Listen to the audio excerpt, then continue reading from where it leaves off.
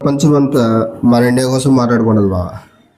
ఎందుకంటే డాలర్ విలువ 85 రూపాయలు ఎంత ఉండేది, ఈరోజు 90 రూపాయలు 23 పైసలకు వచ్చింది $1 విలువ.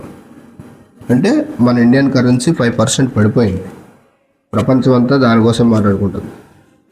కానీ మన ఇండియాలో ఉన్న వాళ్ళు మాత్రం అఖండ సినిమా ఆగిపోయిందని, నిన్నేమో పుష్ప 2 రిలీజ్ చేసి పవన్ కళ్యాణ్ ఫ్యాన్ ఏదో అన్నాడని చెప్పి అల్లు అర్జున్ ఫ్యాన్స్ వెళ్ళి వాడిని కొట్టడం జరిగింది.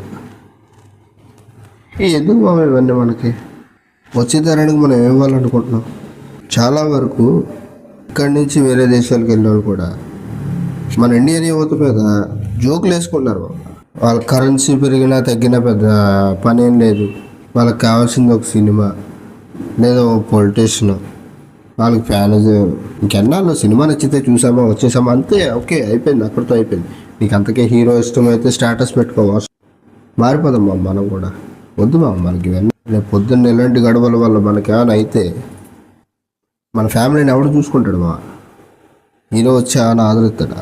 ఏముండదు చచ్చిపోతే గొప్పగా చచ్చిపోవాలి, కానీ మరి ఇలా ఫ్యాన్ వార్లు చేసుకుని ఇలా హీరోల కోసం కొట్టుకుని చచ్చిపోయావంటే దరిద్రంగా ఉంటుంది వీడియో నచ్చితే లైక్ చేయమా, సబ్స్క్రైబ్ చేయడం మర్చిపోకండి ధన్యవాదాలు. Thank you.